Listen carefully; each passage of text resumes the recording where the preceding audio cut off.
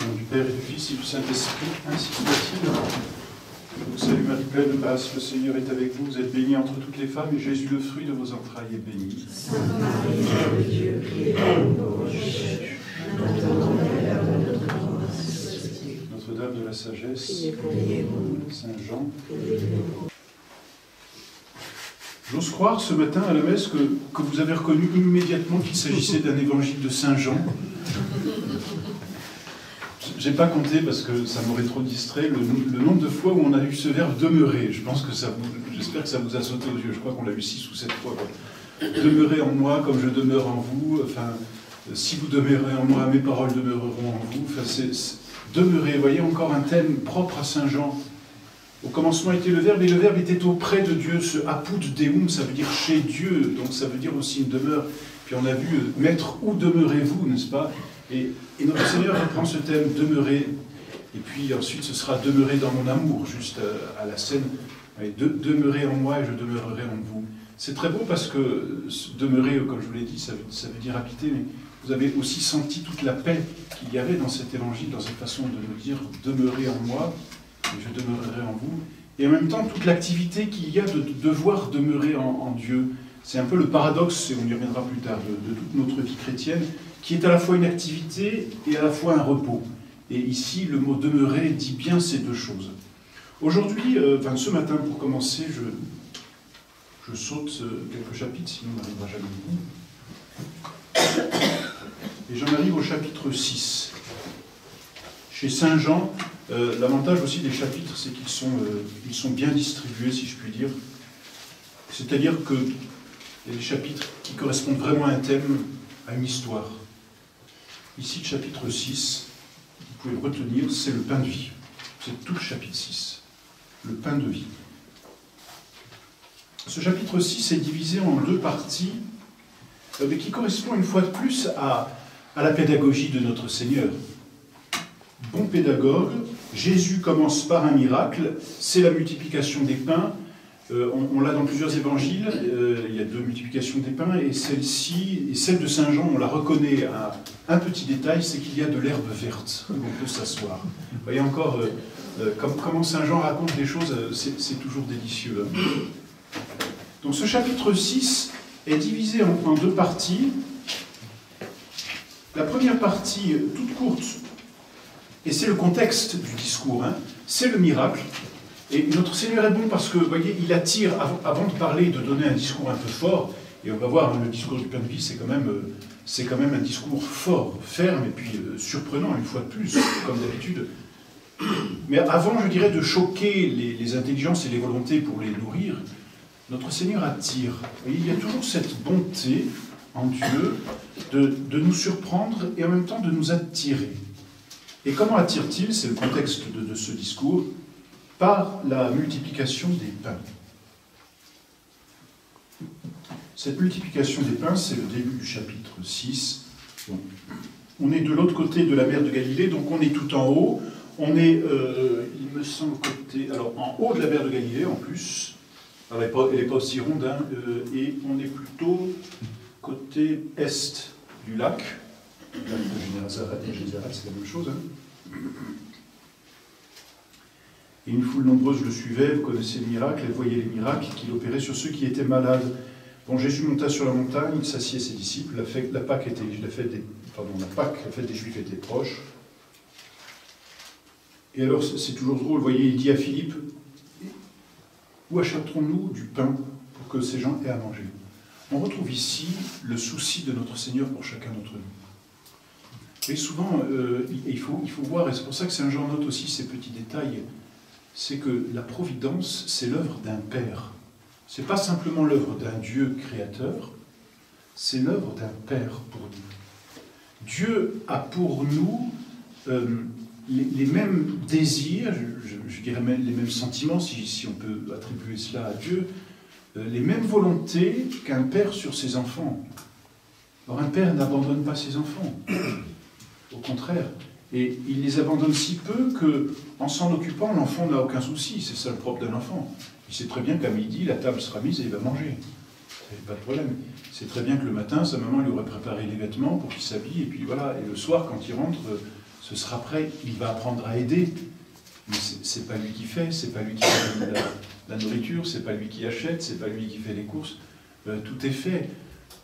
On ne le reproche pas à un enfant, n'est-ce pas, mais l'enfant a cette sérénité de vivre ainsi, dans une confiance. Heureusement que l'enfant, en se levant le matin, ne demande pas tous les matins « Papa, j'aurai à manger ce soir » ou tu vas travailler aujourd'hui » ou à sa maman « Est-ce que tu vas faire quelque chose pour moi ?»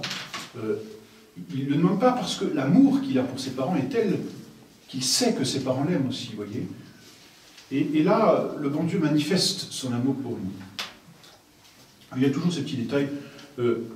Saint Jean le dit bien, il disait cela à Philippe pour l'éprouver, car il savait ce qu'il allait faire. Philippe lui dit, 200 deniers de pain ne suffiraient pas pour que chacun reçoive un morceau. Donc ça veut dire la bourse qu'on a n'est pas très remplie. Et alors c'est marrant, vous avez ce détail encore, c'est pour ça que je le lis avant d'arriver au discours de pain de vie, parce que c'est Saint Jean, quoi. Un de ses disciples, André, donc on l'a déjà vu, frère de Simon-Pierre, lui dit, il y a ici un jeune homme qui a 5 pains d'orge et 2 poissons. Mais qu'est-ce que cela pour tant de monde? Moi ça me fait rire parce que, comment il le sait? Il y a une foule nombreuse, il y a notre Seigneur, il y a les 12 apôtres, et comment il sait qu'il y a un jeune homme qui a du pain et des poissons? C'est quand même incroyable. Ça a dû parler, il a dû faire les rangs, il dit t'as pas quelque chose à manger, t'as un sandwich, toi t'as un encas, t'es venu avec quelque chose. Là, vous voyez, on voit ici ce qu'il y a de très humain chez les apôtres, de très vivant, et en même temps, vous voyez cette proximité qu'il y a entre les apôtres et notre Seigneur. Saint André va voir Jésus. Et il lui dit, je connais un jeune homme, Jésus ne lui fait aucun reproche, d'ailleurs il dit, comment tu le sais, tu es plus préoccupé de la nourriture que de mes paroles, on dirait. Hein. Ouais, notre Seigneur aurait pu lui faire ce petit reproche, il ne lui dit rien, c'est aussi une épreuve, mais ici, vous voyez, André est au courant, et c'est un jeune homme, voilà, donc il a vu qu'il y avait un sac à dos, et que dans le sac à dos, il y avait le sandwich, pas grand-chose. Et puis c'est là, au verset 10, Jésus dit, faites-les asseoir, il y avait beaucoup d'herbe dans ce lieu. Voilà, parce qu'on est proche de la Pâque. Mais vous voyez aussi la providence, c'est ça que je veux voir, parce que le pain de vie, c'est la providence aussi pour nous. Tout est providence. Nous, on voit les choses habituellement, disons parce que c'est l'ordre naturel, les saisons se succèdent, la pluie, le vent, le soleil, toutes ces choses se font et c'est tout à fait normal. Quand arrive l'automne, les feuilles tombent. Quand c'est l'hiver, je ne sais pas s'il fait froid ici, mais quand c'est l'hiver, bon, ça peut geler. Quand c'est le printemps, les bourgeons arrivent. Hein. C'est un cycle naturel, n'est-ce pas? On s'y fait, qu'est-ce que vous voulez? Et on oublie souvent de voir qu'il y a un créateur, c'est-à-dire qu'il y a une cause première. On dit, mais c'est la nature qui fait ça. Mais la nature, elle ne le fait pas toute seule. Elle le fait parce que Dieu le veut. Et donc, la providence, c'est une des leçons que l'on doit avoir. La providence veille en toutes choses et sur les moindres détails. Et ici, vous voyez, Jésus a eu cette bonté et cette délicatesse dans sa providence d'amener toute cette foule dans un lieu où on pouvait s'asseoir sur une herbe grasse, c'est-à-dire sur une herbe qui est abondante et agréable. Petit détail insignifiant, mais qui manifeste une fois de plus la bonté de Dieu à travers sa providence. Vous direz, mais c'est normal qu'il y ait de l'herbe, c'était le printemps. Oui, c'est vrai, c'est normal. Cette herbe, elle vient de Dieu, et surtout Jésus a eu cette délicatesse de les emmener là. Il aurait pu monter un peu sur la montagne, les mettre sur un terrain un peu en pente. Hein. Vous savez, quand on arrivait au pèlerinage à Montmartre, c'était jamais très évident de s'asseoir pendant la messe parce que c'était en pente. Notre Seigneur aurait pu les amener dans un endroit où c'était pas très facile de s'asseoir. Non, ici, il y a une très très grande délicatesse de la part de notre Seigneur. Il va les nourrir spirituellement, donner un discours fort. Alors, il les prépare, il les repose. Voilà, et puis ensuite, on le sait, Jésus prit les pains, il rend grâce. Jésus rend grâce avant le miracle ici. Parce qu'il sait ce qui va arriver, il les distribua. On connaît ce miracle. L'autre miracle, c'est qu'il en reste beaucoup. Alors, on remplit 12 corbeilles et des morceaux qui étaient restés, des 5 pains d'orge, après qu'ils eurent mangé. Moi, ce qui m'étonne toujours, mais ça c'est mes goûts personnels, c'est qu'il reste du pain, mais pas de poisson. Bon. Ça, c'est mes goûts personnels. Là, pour moi, il y a un miracle. C'est qu'ils ont mangé tous les poissons. Peu importe. Et puis, il y a environ 5000 personnes. C'est les hommes ici qui sont comptés, parce que c'est les hommes qui s'assoient, les femmes selon la coutume sont à côté, et puis les enfants probablement besoin de jouer et de bouger, donc n'ont pas le temps de s'asseoir, ça court. Bon. Voilà. Donc ça, c'est le miracle, la multiplication des pains, un miracle de nourriture. Et vous voyez comme notre Seigneur est bon aussi, parce que, tout comme à la Samaritaine, il donne-moi à boire, puis il va lui parler d'une eau jaillissante. Ici, notre Seigneur va parler d'une nourriture, d'une autre nourriture. Il les prépare par ce miracle. Vous voyez quelle délicatesse et quelle attention Jésus a pour ses disciples. Alors ensuite, c'est assez curieux ici ce que nous raconte Saint Jean. On est sur deux plans, une fois encore. Le soir venu, les disciples descendirent au bord de la mer. Étant montés dans une barque, ils traversaient la mer dans la direction de Capharnaüm. Donc on est à l'est du lac. Ils prennent la barque, les disciples prennent la barque et traversent pour aller de l'autre côté. Si je ne m'abuse, Capharnaüm est à l'ouest du lac.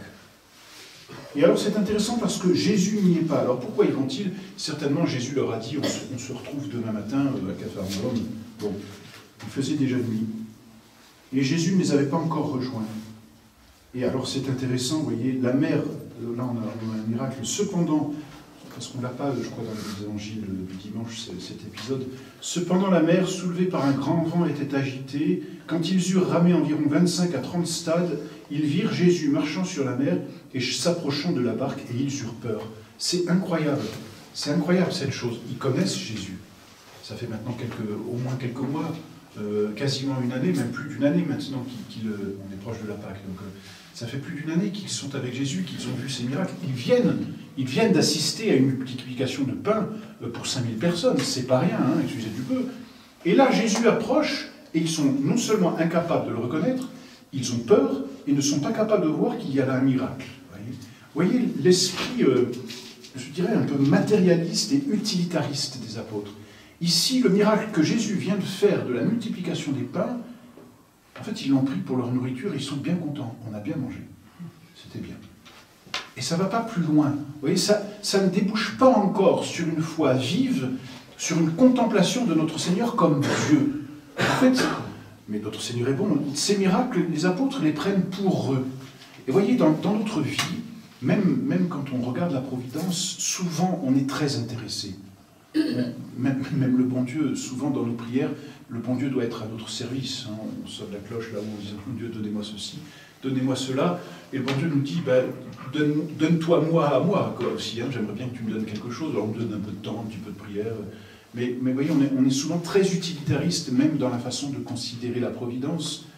Alors que là, les apôtres sont ainsi, et vous voyez, ils sont à ce point utilitaristes que le miracle c'était bien, ils ne sont pas capables de voir ce deuxième miracle. Et donc ils sont en train de ramer, et ils n'arrivent pas, ils n'avancent pas. Ils voient Jésus marchant sur la mer, s'approchant de la barque, et ils eurent peur. Mais il leur dit, c'est moi, ego sum, ne craignez pas. Et c'est drôle parce que il dit c'est moi, ego sum, il n'y a que Dieu qui peut dire ça comme ça. C'est moi, je suis celui qui suis. On a entendu mon Seigneur le faire hier. Il rapportait cette phrase que Dieu a dite à Moïse, je suis celui qui suis, avant qu'Abraham fût, je suis. Enfin, il y a cette permanence de l'être en Jésus, et il peut dire c'est moi.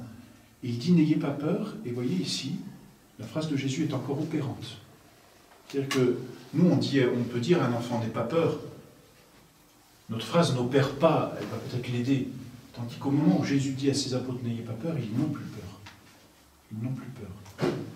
Et il y a aussi dans nos prières, vous voyez, dans nos lectures de l'Évangile, cette foi que nous devons avoir chaque fois que nous lisons ces paroles. Elles ne sont pas simplement adressées aux apôtres. Dans nos angoisses, dans nos difficultés, vous savez bien que nous en avons tous, et notre vie en est parsemée, peut-être de temps en temps, vous voyez, relisons cette phrase, ou mettons-nous devant le tabernacle, et puis écoutons Jésus qui dit « Ego sum nolite timere ». C'est moi, ne craignez pas. Et laissons-nous, vous voyez, imprégnés de cette parole. Si vous demeurez en moi, mes paroles, a dit Jésus, on l'a entendu ce matin, demeureront en vous. Qu'est-ce que ça veut dire? Mes paroles opéreront en vous. Et donc, de temps en temps, sachons nous mettre, voyez, devant le bon Dieu, en relisant ces petites phrases de Jésus. Et c'est aussi pour ça que je les aime bien dans l'évangile de Saint Jean, parce qu'elles sont si personnelles en même temps. C'est moi, ne craignez pas. Et alors, vous voyez, sa parole est si opérante, si rassurante, que le verset 21 dit ceci, « Ils voulurent donc le prendre dans la barque, et aussitôt la barque se trouva au lieu où ils allaient. » On le lit peu, cet évangile, c'est pour ça que je me permets de vous le lire dans le discours du Pain de Vie. C'est-à-dire qu'au moment où Dieu opère ce calme intérieur des apôtres, Ils ont eu peur de cet homme qui arrivait en marchant sur l'eau. Au moment où Dieu calme tous les éléments qu'il y a autour, puisque la mer est agitée ici, il n'arrive pas à avancer, tout est calme, et tout est à ce point calme qu'ils sont arrivés au terme, d'un seul coup. Ils ont dû être assez surpris, vous voyez. Et c'est pas physique ou chimique, une télétransportation, n'est-ce pas? C'est un miracle ici. C'est le miracle de Dieu qui, lorsque nous nous mettons en lui, lorsque nous demeurons en lui, nous transporte où il veut. L'Esprit souffle où il veut nous ébrouer.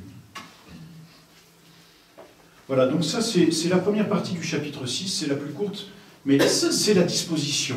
C'est-à-dire c'est le contexte à partir duquel Jésus va pouvoir ensuite enseigner. Alors l'enseignement c'est le jour suivant, donc là on était la nuit, les apôtres ont traversé le lac, ils sont de l'autre côté, on est à Capharnaüm. Le jour suivant, la foule qui était restée de l'autre côté de la mer avait remarqué qu'il n'y avait là qu'une seule barque et que Jésus n'était point entré avec ses disciples. Donc toute la foule qui avait suivi Jésus ont bien vu les apôtres prendre la barque, ils ont bien vu que Jésus n'était pas dans la barque, ils ont bien vu que seule cette barque avait disparu, donc Jésus était resté de leur côté, côté est, n'est-ce pas? Donc ils le cherchent partout. Et en fait, ils ne le trouvent pas. Alors ils se disent, on va faire comme les apôtres, on prend la barque, on traverse. Donc d'autres barques cependant étaient arrivées de Tibériade, près du lieu où le Seigneur, après avoir rendu grâce, leur avait donné à manger. La foule donc, ayant vu que Jésus n'était pas là, ni ses disciples non plus, entra dans ses barques, se rendit à Capharnaüm pour chercher Jésus, et l'ayant trouvé de l'autre côté de la mer, il lui dit, « Maître, quand êtes-vous venu ici ?»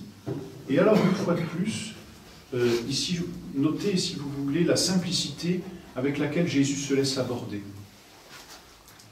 Il n'est pas ce maître qui met une distance autour de lui avec un service d'ordre de telle sorte qu'on ne peut pas le toucher, on ne peut pas lui parler. Il y a une très grande simplicité. Maître, quand êtes-vous venu ici? Et en même temps, il y a cette petite inquiétude. Enfin, ça dit une inquiétude de l'âme. On a cru qu'on vous avait perdu. On est content de vous retrouver, mais pourquoi vous ne nous avez pas prévenus? C'est ça que ça veut dire aussi. Et on est comme ça dans notre vie. Mais mon Dieu, pourquoi vous faites ça là? Vous auriez pu me dire ou vous auriez pu me prévenir, quoi. Cet accident, cette croix que vous m'envoyez, pourquoi moi, pourquoi maintenant? Jésus ne répond pas. Il n'y a pas de réponse à ces questions. C'est lui le maître. C'est lui le maître, c'est lui qui fait comme il veut, que votre volonté soit faite, la volonté de mon plaisir. Alors, ce qui est aussi intéressant, c'est que, en ne répondant pas à la question, Jésus voit aussi leur cœur et là accuse leur cœur. En vérité, je vous le dis, vous me cherchez non parce que vous avez vu des miracles, mais parce que vous avez mangé des pains et que vous avez été rassasiés. Et là, notre Seigneur accuse ici toute cette foule d'être bassement matérialiste à son égard. Parce que, vous comprenez, c'est quand même sympathique de manger sans avoir à travailler. C'est quand même sympathique d'aller voir notre Seigneur et lui dire « faites-nous un miracle ». Et puis, nous, on reste les bras croisés. Il n'y a plus besoin de gagner d'un peu d'argent pour s'acheter la nourriture. Notre Seigneur fait un miracle, c'est quand même très agréable. Et notre Seigneur voit qu'au fond de leur cœur, il y a ce désir d'arrêter de travailler et d'être nourri de notre Seigneur. Et Jésus leur reproche, il leur dit, c'est pas parce que vous avez vu des miracles. Autrement dit, c'est pas parce que vous avez la foi derrière tous les miracles que vous venez me voir, c'est parce que vous êtes bassement intéressés. Vous êtes bassement intéressés. Et alors il ajoute ceci, et c'est là que commence vraiment le discours. C'est le verset 27. Travaillez. Et Jésus dit, travaillez. Donc, il nous dit à chacun d'entre nous, travaillez. Non pour la nourriture qui périt, mais pour celle qui demeure, pour la vie éternelle, et que le Fils de l'homme vous donnera. Cette phrase, on la lit peu, et on s'y arrête peu, parce qu'il y a le mot travailler, puis surtout on retient ma chair est une nourriture et mon sang est un breuvage. Donc on retient qu'il faut nous nourrir, je vais y venir bien sûr de la Sainte Eucharistie, c'est évident, vous le savez aussi bien que moi. Mais pour se nourrir de l'Eucharistie, Jésus dit ceci, travaillez. C'est mystérieux, hein? Qu'est-ce que ça veut dire? Travailler non pour la nourriture qui périt, on est bien d'accord, tout homme, nous le savons, doit travailler pour pouvoir amasser un peu de nourriture et vivre ou survivre. Mais pour la nourriture spirituelle, pour l'Eucharistie, quel travail faut-il faire? On arrive à la messe, on se présente au banc de communion, et notre Seigneur nous dit travailler. Travailler non pour la nourriture qui périt, mais pour celle qui demeure pour la vie éternelle et que le Fils de l'homme vous donnera, car c'est lui que le Père, à savoir Dieu, a marqué d'un sceau. Alors, voyez, notre Seigneur ici, tout de suite profite de ce plan matériel de la foule qui le suit pour l'élever à l'ordre surnaturel, mais pour leur rappeler qu'il y a un devoir, c'est celui de travailler. Quand Adam et Ève ont été créés, dans le paradis terrestre, Dieu leur a dit de travailler, non pas la sueur du front, mais il les a mis dans le paradis afin qu'ils y travaillent, enfin, qu'ils y travaillassent, n'est-ce pas, et qu'ils le conservassent. En fait, au paradis terrestre, il y avait déjà du travail, mais le travail n'était pas laborieux. Ce qu'a rajouté le péché originel, ce n'est pas le travail, c'est la peine du travail. C'est tu travailleras, mais ça tu le faisais déjà, à la sueur de ton front. Et nous, la peine, bien sûr, on n'aime pas, naturellement. Et comme on n'aime pas la peine, on n'aime pas ce qui va avec la peine. Du coup, on n'aime pas le travail. Et donc, pour éviter la peine, parfois on voudrait éviter le travail. Mais vous voyez, même dans l'état de justice originelle, c'est-à-dire dans cet état de perfection du paradis terrestre, il aurait fallu travailler. Le travail fait partie de la condition de l'homme sur terre. Quel que soit son degré, vous voyez, même de sainteté.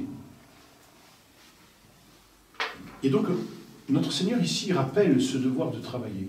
Et même dans l'ordre surnaturel, pour obtenir la Sainte Eucharistie, il faut travailler. Et alors, on va voir de quel travail il s'agit. Notre Seigneur, en même temps qu'il dit travailler, promet une nourriture. Alors, vous imaginez, c'est comme la Samaritaine.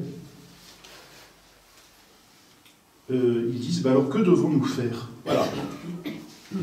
Là, ils sont comme nous, on s'arrête sur le mot travailler, on dit, on va faire quoi? Que devons-nous faire pour les œuvres de Dieu? Jésus leur répondit, voici l'œuvre que Dieu demande, c'est que vous croyiez en celui qui l'a envoyé. Voilà le travail de notre âme pour pouvoir communier et profiter de la Sainte Eucharistie que notre Seigneur a ensuite annoncée. La disposition essentielle de toute âme qui doit communier, c'est la foi. Et la foi, c'est un travail, c'est une activité. Il doit y avoir dans notre âme un véritable travail de la foi. Quand on demande de définir la foi, on ne sait pas trop comment s'y prendre. C'est quoi la foi? Parfois on dit j'ai la foi, tout va bien. On entend des gens qui nous disent oui, moi je suis chrétien, j'ai la foi. Et alors ça veut dire quoi j'ai la foi? Ah oui, tiens, ça veut dire quoi? Ouais. J'ai la foi. En fait, il ne suffit pas de dire j'ai la foi, c'est pas juste de dire j'ai la foi. Ce qu'un catholique devrait dire, c'est je vis de la foi. C'est-à-dire que j'ai une activité de foi. Je vous ai parlé du catholique pratiquant, n'est-ce pas? Mais ici, la principale activité de la foi, qu'est-ce que c'est? La foi, c'est plusieurs choses. La foi, c'est d'abord la vertu que Dieu dépose dans notre âme au jour de notre baptême. Donc la foi, c'est une perfection de notre intelligence. Vous voyez, c'est la foi, c'est cette vertu par laquelle Jésus ouvre notre intelligence à des vérités qui la dépassent. Et donc, il met comme cette capacité dans notre intelligence de connaître des choses que notre intelligence toute seule n'aurait pas pu connaître. Voilà. Ça, c'est la première chose. C'est ce qu'on appelle la vertu de foi. Alors, tout baptisé peut dire, en effet, j'ai la foi, parce que nous avons la vertu. Mais voyez, ça ne suffit pas. La foi, qu'est-ce que c'est? Dans un deuxième sens, la foi, ce sont toutes les vérités qui nous dépassent, qui nous ont été révélées et que nous devons croire. Donc, d'abord, la foi, c'est cette vertu qui est en nous, capacité de connaître Dieu. Ensuite, la foi, c'est toutes les vérités, c'est-à-dire ce monde incroyablement beau que Dieu nous révèle et met à notre disposition pour être connu. Ça aussi, c'est la foi. C'est ce qu'on appelle, cette fois, l'objet de foi. Et ensuite, vous voyez, entre ces vérités que Dieu met à notre disposition et la capacité de les connaître en nous, la vertu, eh bien, il faut relier les deux. Et qu'est-ce qui relie les deux? C'est l'acte de foi. La vie de la foi, c'est poser des actes de foi. C'est vivre de foi, vous voyez, c'est faire des actes de foi. c'est produire des actes de foi. Alors, quand je vous dis produire des actes de foi, vous vous dites, bon, bah, je vais réciter, tant mieux, je réciterai tous les jours mon acte de foi, et c'est un acte de foi. Mais voyez, il n'y a pas que l'acte de foi. Un acte de foi, qu'est-ce que c'est? C'est je regarde quelque chose qui m'est révélé et j'y adhère. Mon Dieu, je crois. Et en même temps que je dis mon Dieu, je crois, ma foi doit pouvoir en même temps dire mon Dieu, je veux pénétrer. C'est mystérieux, il y a quelque chose de secret, quelque chose de très beau, je voudrais pénétrer jusqu'au bout. Avoir la foi, donc vous voyez, c'est vivre de la foi. Et c'est ça le travail que Dieu nous demande pour profiter du pain de vie. C'est vivre de notre foi. Donc il y a vraiment cette condition essentielle que Jésus-Christ lui-même révèle, travailler, c'est-à-dire vivez de la foi pour pouvoir communier. Travailler. Dans l'ordre naturel, je pense un pianiste par exemple, ne peut pas dire je suis pianiste tant qu'on ne l'a pas vu au piano. Alors, vous dites pianiste, bah montre, tiens, ça tombe bien, j'ai un piano. Alors vous avez toujours les beaux parleurs, tant qu'il n'y a pas de piano, je dis ouais, je suis très bon niveau, puis tant qu'il n'y a pas de piano, ils sont heureux. Hein. Mais le véritable pianiste, tu vas dire, bah oui, tiens, je te fais quelque chose. Mais on sait bien que ce qu'il est capable de jouer, ça lui demande du labeur. Je ne sais pas si vous avez fait un peu d'instrument, il faut répéter, assez gamme, n'est-ce pas? Voilà. On est sans cesse en train de répéter, c'est faux, alors quand c'est le piano, ça va encore. Mais alors, je ne sais pas si vous avez eu des enfants, ou vous-même avez fait un peu de violon, quand on commence, ça grince comme c'est pas possible. C'est horrible, jusqu'à ce qu'enfin, il y ait un son joli, et ensuite un deuxième, et ensuite ça vient. Je ne sais pas si vous, alors des autres instruments comme le hautbois ou la clarinette, c'est peut-être même plus horrible qu'un violon qui grince. Quand un enfant commence le hautbois, ça fait dans tous les sens. Et pourtant, bah, il faut passer par là, vous voyez. Il y a un travail. Notre foi, c'est-à-dire la vertu de foi qui a été déposée en nous, ne peut germer dans notre âme qu'à la condition que nous posions, nous, des actes de foi. Et ça, c'est tout l'exercice de notre vie. Et en fait, nos communions seront d'autant plus fructueuses qu'elles seront posées avec plus de foi. C'est-à-dire avec ce désir de scruter encore plus. Le désir de vouloir connaître encore plus. Je passe parce qu'il le faut, quoi.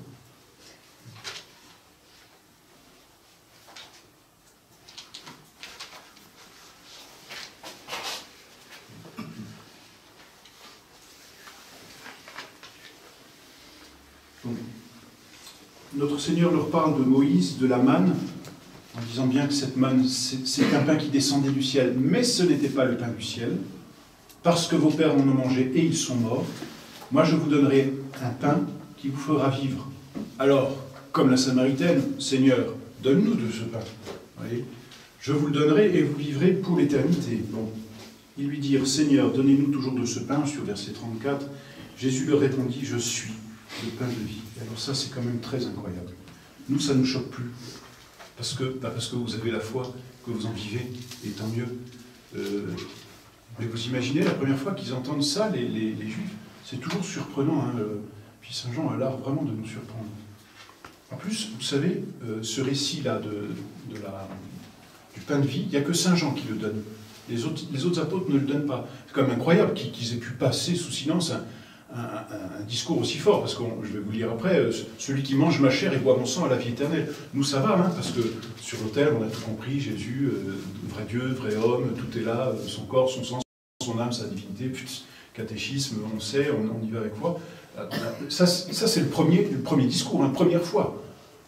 C'est choquant, c'est incroyable. Les autres disciples, les autres évangélistes ne rapportent pas ce discours. Et, à l'inverse, les autres disciples vont rapporter l'institution de la scène, tandis que Saint Jean, lui, ne va pas la rapporter. C'est marrant. Saint Jean rapporte ce discours qui lui semble encore plus important, finalement. Bon, après, les autres évangiles avaient déjà été écrits, donc on peut dire aussi que Saint Jean complète.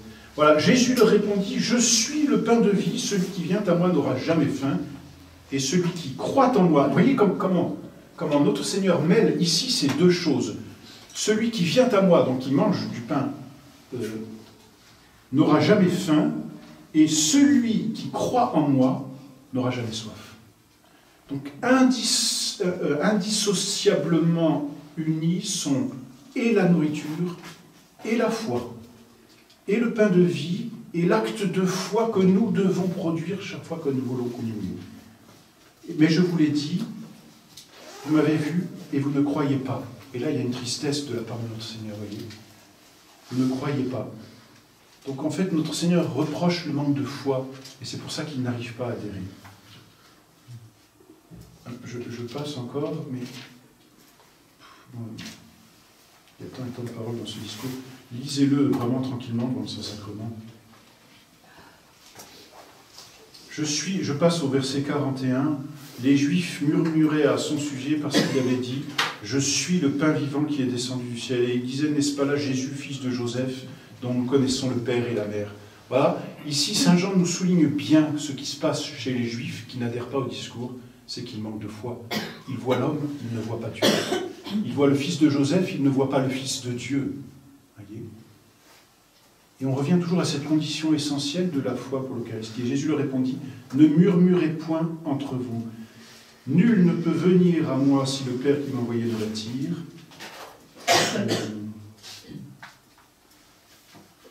Et je passe directement au verset 47, c'est là que ça m'intéresse aussi. « En vérité, je vous le dis, celui qui croit en moi a la vie éternelle. Je suis le pain de vie. Vos pères ont mangé la manne dans le désert et ils sont morts.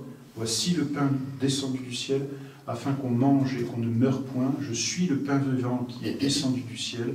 Si quelqu'un mange de ce pain, il vivra éternellement. Et le pain que je donnerai, c'est ma chair pour le salut du monde. » Voilà, tout est dit dans ce discours. Tout est dit. La foi, l'Eucharistie, la vie éternelle. Voilà. C'est le résumé le plus simple de notre vie, de notre activité humaine et en même temps surnaturelle. La foi, l'Eucharistie, la vie éternelle. Vous savez, dans ce petit chant au Sacrum Convivium que saint Thomas a composé, on dit cela, l'Eucharistie nous rappelle le passé, c'est-à-dire la croix de Jésus. Elle nous dit le présent, c'est-à-dire la nourriture de notre âme, et en même temps elle nous dit l'avenir, gage de la vie éternelle. Pinus vitae aeterna, gage de la vie éternelle. La Sainte Eucharistie résume toute la vie chrétienne, et en même temps on peut dire toute la vie de notre Seigneur.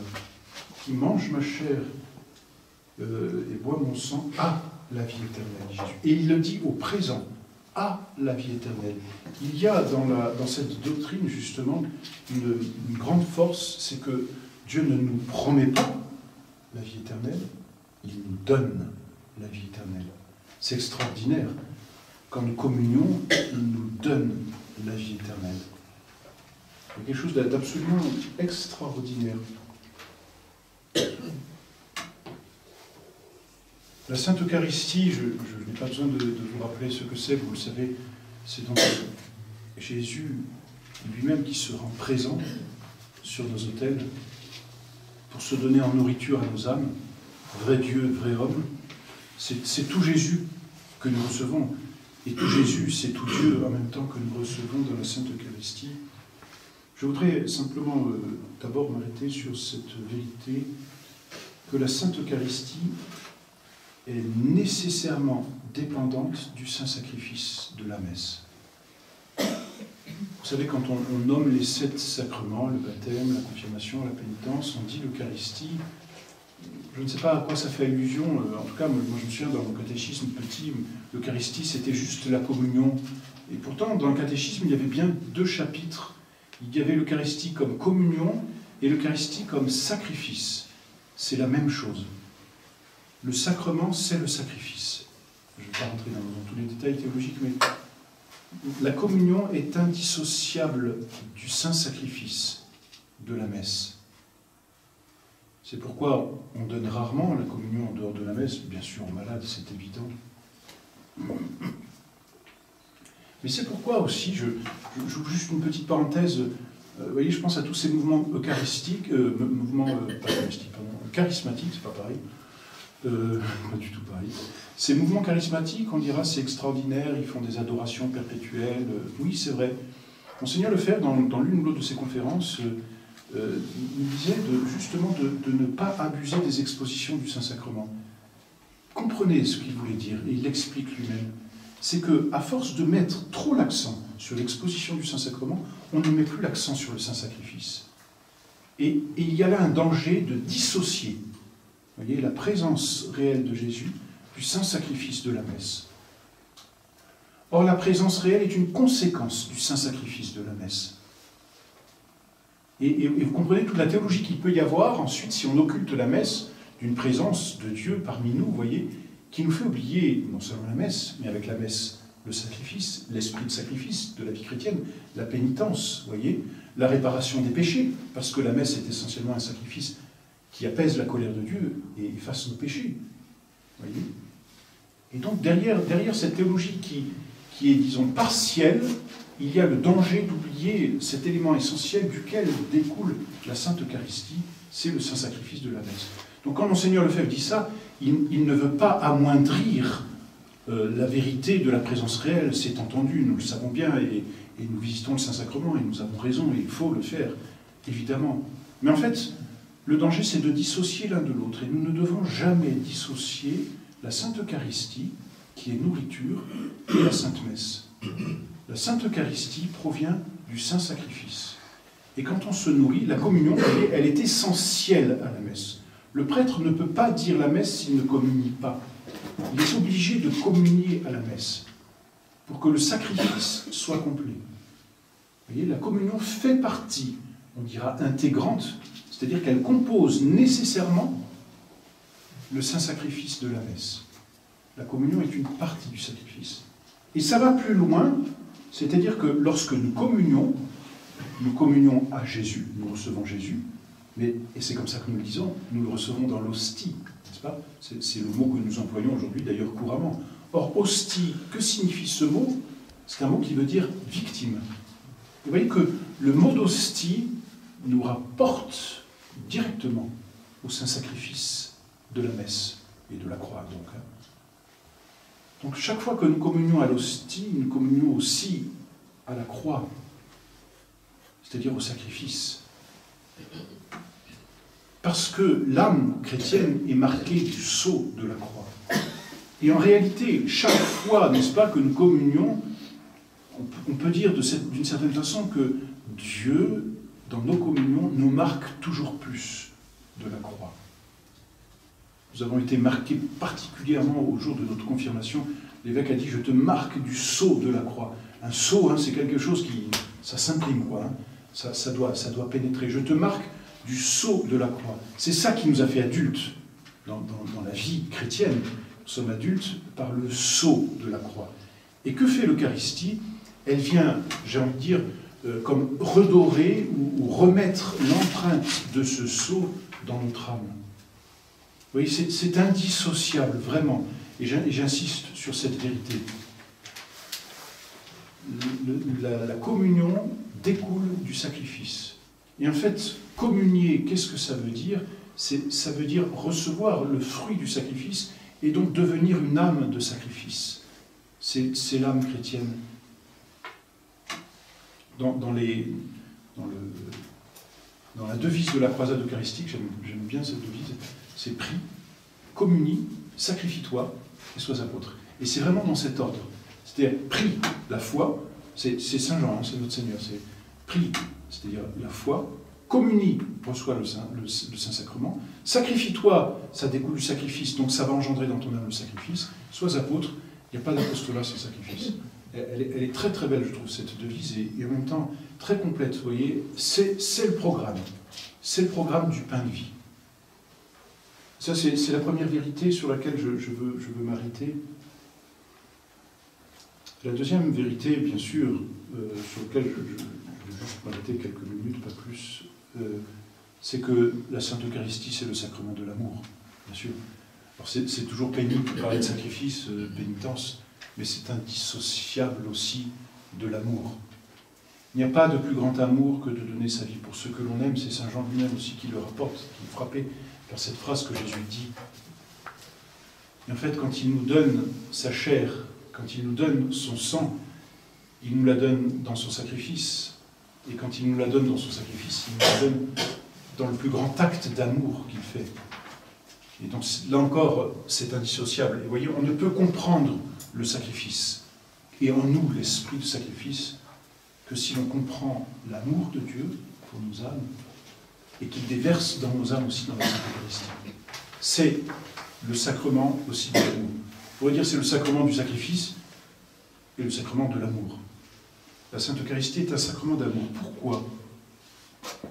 La première raison, parce qu'elle est une union. Et que l'amour, saint Thomas dit, c'est un peu mystérieux comme formule chez saint Thomas, il dit « Amor est vis unitiva et concretiva ». C'est une force unitive et concrétive, quoi. Dans l'amour, il y a une union, mais en même temps une espèce d'absorption, quoi. C'est ça l'amour. Hein. Dans l'amour, il y a fusion. L'amour est une fusion. Dans l'Eucharistie, il y a une fusion. Et là encore, notre Seigneur est incroyable, parce que comment se donne-t-il par amour à nous? Dans la nourriture. Et qu'est-ce que c'est que la nourriture? C'est une ingestion et une digestion. C'est-à-dire, c'est une assimilation. Et l'amour est une assimilation. Quand on s'aime, on prend les mêmes idées, on a les mêmes vouloirs. Enfin, je crois que c'est saint Grégoire de Nazianze qui disait « Deux amis, c'est une seule âme dans deux corps différents ». C'est très joli comme formulation, n'est-ce pas? Une seule âme, ça veut dire une seule vie. Une seule vie, c'est même pensée, même désir, même vouloir. C'est un même élan, si vous voulez, en deux corps différents, parce que nous sommes ainsi faits. Ça dit toute l'assimilation et la fusion que représente le véritable amour. L'Eucharistie et sacrement de l'amour est une façon plus particulière, c'est que la digestion, eh bien c'est Dieu qui l'a fait. C'est-à-dire c'est lui qui essaie de nous digérer, si je puis dire. En ce sens qu'il essaie de nous transformer en lui. Alors il y a bien des réticences dans notre âme, n'est-ce pas? Il y a bien des difficultés. Mais Dieu ne se lasse pas. Et Saint Pie dit c'est assez bon pour avoir justement permis cette communion fréquente. Et Dieu soit loué, cette semaine vous aurez pu communier fréquemment. Dieu soit vraiment loué. C'est-à-dire Dieu vous assimile cette semaine. Il est en train de vous prendre autant qu'il le peut et de vous assimiler à lui. Voyez, de sorte que nous lui ressemblons toujours plus. C'est-à-dire nous vivons de plus en plus de sa vie. C'est-à-dire nous pensons comme lui, ça c'est la foi. Nous aimons comme lui, ça c'est la charité. Même pensée, même désir, même vouloir, ça veut dire quoi? Acte de foi, acte d'espérance, acte de charité. Vous voyez, ce que suggère, disons, ce qu'engendre, disons, la communion en nous, normalement, parce que Dieu nous assimile à lui, c'est de le voir tel qu'il est par la foi, de l'aimer tel qu'il est par la charité, tel qu'il s'aime par la charité, de nous donner à lui comme il se donne à nous, par le sacrifice. Et tout est complet ici dans la Sainte Eucharistie. Il y a une véritable transformation, c'est marrant parce que vous voyez, dans la vie naturelle, les enfants ressemblent à leurs parents. Moment, comme des enfants me disent, disons, toi c'est ton père tout craché là. Et on est fiers de ressembler à nos parents. Vous savez, même en école, ça m'a toujours fait rire ça, quand les parents viennent nous voir pour les élèves. Alors votre fils, vous savez, un petit peu paresseux. Oh, c'est moi tout craché. Mes parents sont c'est moi tout craché. Et ils en sont fiers. Mais c'est juste.